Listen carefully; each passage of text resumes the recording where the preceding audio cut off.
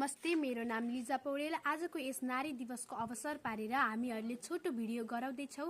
यस छोटो भिडियोमा मेरो शिक्षकको भूमिका रहेको छ। मेरो नाम रक्षा प्राजुली, मेरो सासूको भूमिका रहेको छ। नमस्ते, मेरो नाम पुष्पा खाती, मेरो नाटकमा बुहारी। मेरो नाम अनिता पौडेल, म नाटकमा छोरी भएर खेल्दैछु। नमस्ते, म वन्दना प्राजुली, म छोरी भएर खेल्दैछु।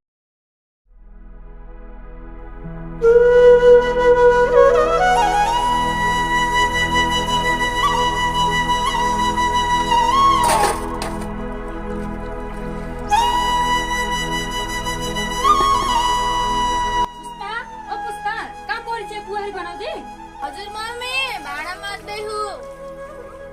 अझै त भाडा मार्दै भइ छैन, यहाँ यतिका कपडा देइ छैनस्।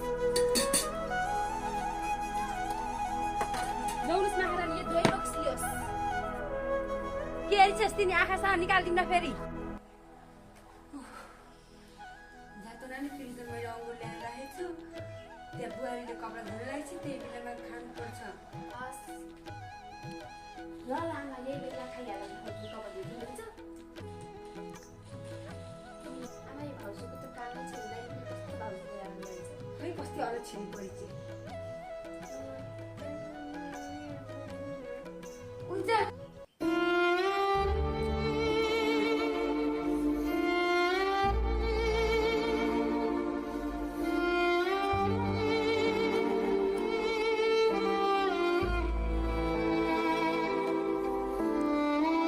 घरमा को हुनुहुन्छ होला?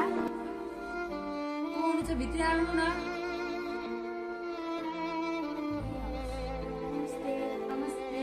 यो नाम पाउनु भएर चाहिँ आउनु बस्नु न। यो रक्षाजीकै घर हो? हजुर हो रक्षाजी। हो। अहिले कपडा धुएको हजुरकै बुहारी हो? हजुरहरूको घरको बारेमा मैले बाहिरबाट पनि सुने। आज नारी दिवस पनि हो।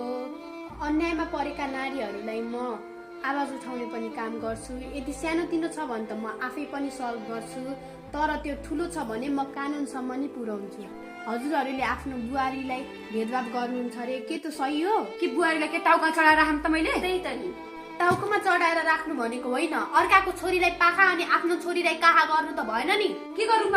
त्यसको खुट्टाको ढोकुमा बढी नबोल्नुहोस्, अर्काको छोरीलाई अन्याय गर्न त पाइएन नि। यदि मैले सम्झाउँदा नि तपाईँ सम्झिनु भएन भने यो कुरा माथि कानुनसम्म पुर्याउन नपरोस्। हजुरको पनि त छोरी छ, ऊ पनि त कसैको छोरी हो। अनि तिमी आफ्नो भाउजूलाई यस्तै भेदभाव गर्ने हो? तिमी पनि त अर्काको घर जानु पर्ला, तिमीलाई पनि आफ्नो सासूले यस्तै भेदभाव गर्यो भने तिमीलाई कस्तो लाग्छ? भन्नुहोस् त, आफ्नो छोरीलाई कसैले चोट पुर्याउँदा आफ्नो मनमा कस्तो हुन्छ? आफ्नो छोरीको ठाउँमा एकचोटि आफ्नो बुहारीलाई राखेर अबदेखि आफ्नो बुहारीलाई माया गर्नुहुन्छ भने मलाई भन्नुहोस् त। आमा, हामीले गलत गरेछ क्या हो नानी? हामीले पनि धेरै गलत गरेछौँ क्या। हामीलाई माफ गरिदिनु भयो। हामीले बुहारीले धेरै नै गाली गरेछौँ, धेरै नै नराम्रो व्यवहार गरेछौँ। हामीलाई माफ गरिदिनु। हामीले अबदेखि कहिले बुहारीले यस्तो हेला गर्दैनौँ। पनि अब भाउजूले कहिले नराम्रो गर्दैन। पुष्पा, यता आऊ त बुहारी।